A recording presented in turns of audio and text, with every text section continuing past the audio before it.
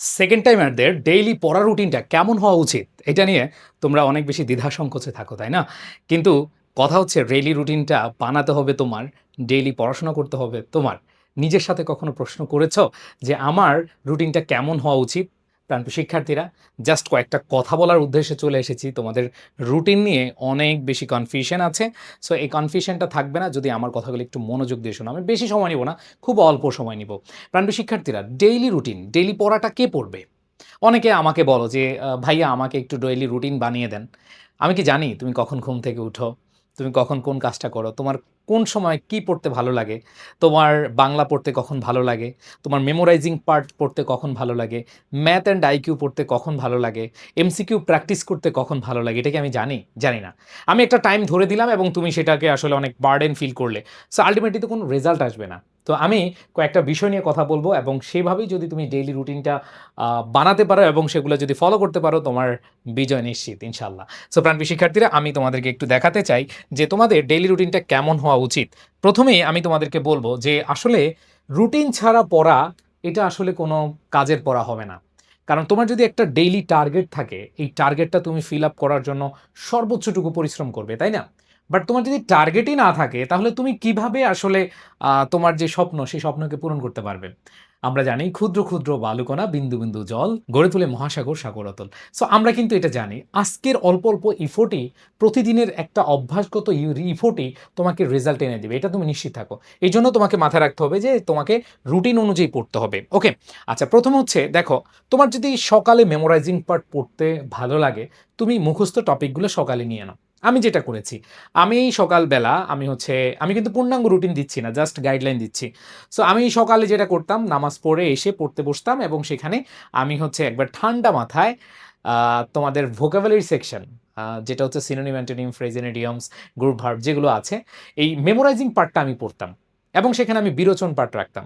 আমি প্রতিদিন সমার্থক শব্দ ধরো ৩টা বা ৪টা, তারপর তোমার প্রভার্ব রয়েছে বা প্রবাদ বাক্য রয়েছে, যেগুলো রয়েছে মানে মুখস্থ টপিক যেগুলো, এগুলো সকালে কমপ্লিট করে ফেলতাম। ঠিক আছে? এরপর দেখো দুপুরে যেগুলো হচ্ছে কনসেপ্ট বেস, মানে একটু মোটামুটি প্র্যাকটিস করতে পারি বা মোটামুটি বুঝা যায় এরকম বিষয়, এগুলো আমি তখন পড়তাম। বাট একবারে দুপুরের আগ পর্যন্ত আমি চেষ্টা করতাম যে আমার যে মেমোরাইজিং পার্টটা এগুলো আমার শেষ করতে হবে। এবং সেই সাথে যদি একটু বোরিং লাগতো তখন ম্যাথমেটিক্যাল টার্ম অথবা যেগুলো আসলে প্র্যাকটিস করা যায় এরকম বিষয়গুলো দেখতাম। বাট দুপুরের থেকে তুমি যে ধরো এই কনসেপ্ট বেস যে পড়াগুলো আছে সেগুলো পড়লে তোমার কিন্তু আমার মনে হয় যে খুব সহজেই তুমি মাথায় ঢুকাতে পারবা। এরপরে দেখো, এক একজনের এক এক রকম। তুমি বিকালে এমসিকিউ প্র্যাকটিস করো, রাতে রিভিশন এবং মিস্টেক অ্যানালাইসিস কী কী ঘটেছে এগুলো নিয়ে তুমি কাজ করো। এখানে যে প্রবলেমটা হয়, তোমার কোন সাবজেক্ট কখন ভালো লাগে ভাই, আমি আবার বলতেছি, সকাল, দুপুর, হ্যাঁ, ধরো একবারে প্রথম ভোর, একটা দিবা ভোর, তুমি এইভাবে রুটিনটা বানানোর চেষ্টা করবা। সেটা হচ্ছে ভোর, হ্যাঁ, এই ভোরে তুমি ইয়ে করো, তারপর সকালকে তুমি একটা ভাগ করো, তারপর তুমি দুপুরকে ভাগ করো, তারপর তুমি বিকালকে ভাগ করো, এরপর তোমার সন্ধ্যাকে ভাগ করো, এরপর রাত, এভাবে তুমি ভাগ করো। দেখো এখানে যদি তুমি এরকম 6টা সেগমেন্টে ভাগ করো তাহলে দেখবা যে তোমার কিন্তু টাইমটা বেড়ে যায়। তুমি ভোর, সকাল, দুপুর, বিকাল, সন্ধ্যা, রাত, এরকম যদি একটা স্ট্রাকচার নিয়ে আসতে পারো এবং কোনটা তোমার কখন পড়তে ভালো লাগে, তোমার সন্ধ্যায় কোনটা ভালো লাগে, তোমার দুপুরে কোনটা ভালো লাগে, এইটা তুমি সেট আপ করে নিবা।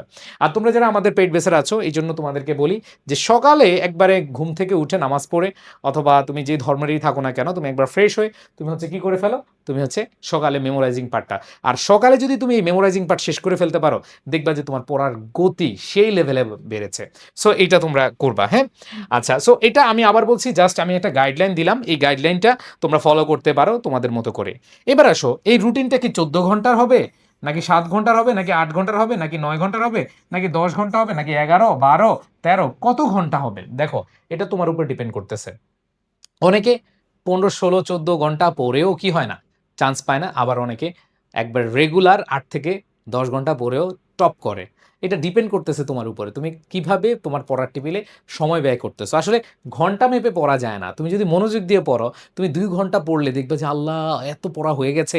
তুমি নিজেকে নিজে যখন প্রশ্ন করবা দেখবা যে উত্তর পেয়ে যাবা। সো এখানে আমি বলবো যে তোমরা কখনো ঘন্টা মেপে পড়বা না, এবং ঘন্টা যদি মাপোই তাহলে তুমি একটা টার্গেট নাও। সো রেগুলার তুমি যেহেতু সেকেন্ড টাইমার, আমি বলবো যে 8 ঘন্টা সর্বনিম্ন, এবং সেখানে 12, 13, 14 এরকম ঘন্টার মধ্যে তুমি রাখতে পারো। সর্বোচ্চ 16 ঘন্টা দরকার নাই। ঠিক আছে? আচ্ছা, সো এখানে তোমাদের অন্যান্য কাজগুলো আছে। সো এই কনসিস্টেন্সি না ধরে রাখতে পারলে এই ঘন্টা কোনো, ধরো তুমি একদিন 14 ঘন্টা পড়লা, একদিন 14 ঘন্টা পড়লা, পরের দিন আবার পড়লা না, বা এরপর দিনে বা পড়লা না, এরকম 2-3 দিন গ্যাপ দিলে কিন্তু তোমার ওই 14 ঘন্টার কোনো মূল্যই থাকবে না। এই জন্য তুমি কনসিস্টেন্সি বজায় রেখে তুমি প্রতিনিয়ত পড়বা বা প্রতিনিয়ত পড়তে পারবা এরকম একটা টাইম ফ্রেম তুমি হচ্ছে ফিক্সড করো। তারপরে তোমার রুটিনটা নিয়ে বসো, তুমিই তোমার রুটিনটা বানাও, তুমি কোন সাবজেক্ট কখন পড়বা, কত ঘন্টা পড়বা, এবং পড়ার সময় তোমার কাছে মোবাইল থাকবে কিনা এটা মাথায় রাখবা। তোমাদের একটা বড় প্রবলেম হচ্ছে তোমরা এখন ফেসবুক, রিলস, ইউটিউব এগুলো তো অনেক বেশি অ্যাডিক্টেড। আর এই অ্যাডিক্টেডের কারণে তোমাদের 24 ঘন্টার মধ্যে কোন দিক দিয়ে যে এই সময়গুলো অপচয় হয়ে যায় তোমরা নিজেরা বুঝতে পারো না। ইভেন আমরাও এটা ফেস করি, তোমাদের তো পরের বিষয়, ঠিক না? ঠিক না? সো আমি তোমাদেরকে বলবো যে তুমি আগে হচ্ছে দেখো যে কোথায় আসলে তোমার প্রবলেম হচ্ছে, কোথায় আসলে টাইম ওয়েস্ট হচ্ছে, এটা তোমাকে মাথায় রেখেই তারপরে প্রস্তুতি নিতে হবে, রুটিনটা বানাতে হবে। আর এখানে আমি বলি, এখানে তোমাদের সেকেন্ড টাইম একটা লম্বা জার্নি, এই জার্নিতে তোমাকে অবশ্যই গাইডলাইন, প্রপার গাইডলাইন কি করতে হবে, ফলো করতে হবে, এবং তোমাদের হতাশা আসবে। দেখবা তোমরা অনেকে প্রস্তুতি নিচ্ছ, হতাশা আসবে, মনে হয় পারবো না। আবার দেখবা যে আমাদের ক্লাসে যখন আমাদের পেইড বেসে আমি সবসময় অনেকে দিয়ে কমেন্ট করো, ভাইয়া পড়তে ইচ্ছে হচ্ছে না, ডিপ্রেশনে চলে যাচ্ছি, হ্যাঁ এরকম। সো আমি এগুলো বলবো যে তোমার কনসিস্টেন্সি বজায় রেখে একটা গাইডলাইন ফলো করে পড়লে তোমার আর কোনো টেনশন নাই। আর আমাকে একটু বলো যে কে কত ঘন্টা পড়তেছো, একটু কমেন্টে জানাও কে কত ঘন্টা পড়তেছো এবং কনসিস্টেন্সি বজায় রেখে পড়তেছো কিনা, এটা একটু আমাকে জানাও, এটা একটু তোমরা কমেন্ট করো। সো প্রাণপ্রিয় শিক্ষার্থীরা, এই পোস্টারটা দেখতে পাচ্ছ তাই না? সেকেন্ড টাইমার হয়েছো, তার মানে হচ্ছে অপটিমিস্টিক ব্যাচের নাম শুনেছো অনেকে, বাট অনেকে ঢাকা সেন্ট্রাল ইউনিভার্সিটি অথবা অনেকে কনফিউশনের জন্য এখনও ভর্তি হতে পারছো না বা ভর্তি হওনি। আমি আবার বলছি যে তোমাদের জন্য এটা একটা সুবর্ণ সুযোগ। আর আরেকটা ক্যাটাগরি স্টুডেন্ট আছো যারা অন্য জায়গায় ভুল করে প্ররোচিত হয়ে হয়তো অন্য জায়গায় গিয়েছো, অবশ্যই সেখানে ভালো সার্ভিস পেলে সেখানে কন্টিনিউ করো। বাট যদি মনে হয় যে ওই গাইডলাইনটা তোমার জন্য পর্যাপ্ত হচ্ছে না, তাহলে তোমাদের জন্য এটা একটা বেস্ট অপশন। সো এই 23 জুলাইয়ের আগে তোমরা ভর্তি হতে পারো, এবং তোমরা জানো যে আমরা কি কি দিচ্ছি। এক কোর্সে সকল প্রস্তুতি হয়ে যাবে, সকল বিশ্ববিদ্যালয়ের প্রস্তুতি হয়ে যাবে, তোমরা জানো। এরপরে দেখো কোন কোন বিশ্ববিদ্যালয়ের লোগোগুলো হৃদয় রাঙ্গিনায় সেট করে ফেলো, দেখো এগুলোতে সেকেন্ড টাইম দেওয়া যায়।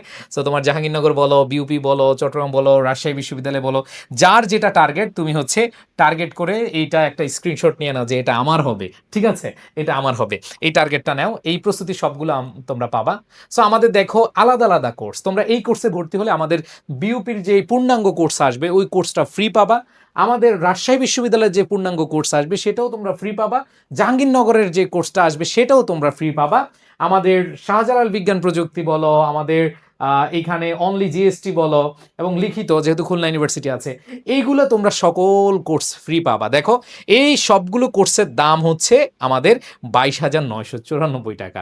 সো আমরা কিন্তু তোমাদের কাছ থেকে এটা নিচ্ছি না। আবার অফার ফ্রি 11,984 টাকা, সেটাও আমরা নিচ্ছি না তোমাদের কাছ থেকে। জাস্ট আমরা একটা কোর্সে, এই যে কোর্সটা রয়েছে, আমরা আমাদের যে অপটিমিস্টিক কোর্স, এই কোর্সে একটা কোর্সে নিচ্ছি খুবই অল্প, খুবই অল্প। এবং আমাদের প্ল্যানিংটা দেখো, ফাউন্ডেশন কোর্স অলরেডি চলছে। সো তোমরা এই সুযোগটা মিস দিও না। ফাউন্ডেশন কোর্সের পর আমরা রিভিশন প্ল্যানিং নিব, আমরা আইসিইউ বেসে তোমাদেরকে নিয়ে যাব, তারপর রিটেন কোর্সে নিয়ে যাব জাহাঙ্গীরনগর, তারপর হচ্ছে রাবি, হাজী দানেশ, এইভাবে আমাদের প্ল্যানিং। তোমরা আমাদের প্ল্যানিংগুলো এগুলো দেখতে পারো। এরপরে দেখো আমাদের ফাউন্ডেশন কোর্সের শেষে আমরা এই জিনিসগুলো নেওয়ার পরে আরও কিছু থাকছে, তবে এর পাশাপাশি তোমাদেরকে বলবো আমাদের যে পরীক্ষা, টপিক ভিত্তিক, সাপ্তাহিক, মাসিক এবং ফাইনাল মডেল টেস্ট হবে। সো এই পরীক্ষাগুলো তোমরা পেয়ে যাবে একদম ফ্রিতে। এরপরে দেখো আমাদের বাংলা প্রথম পত্র, তোমাদের একবারে সিলেবাস, ফুল সিলেবাস যেগুলো আছে সেগুলো, নাটক, উপন্যাস এবং বাংলা দ্বিতীয় পত্র লিখে লিখে পড়ানো, সাহিত্য অংশ সব কিছু তোমরা পেয়ে যাবা। আমাদের ইংরেজির প্রিমিয়াম ক্লাসগুলো পাবা, টেক্সট বুকের এবং তোফেলের ক্লাস পাবা, আবার প্যাসেজ সলভিংয়ের ক্লাস পাবা। হ্যাঁ, এরপরে দেখো সাধারণ জ্ঞানের জিরো টু হিরো সব কিছু তোমরা এখানে পেয়ে যাবা, ঠিক আছে।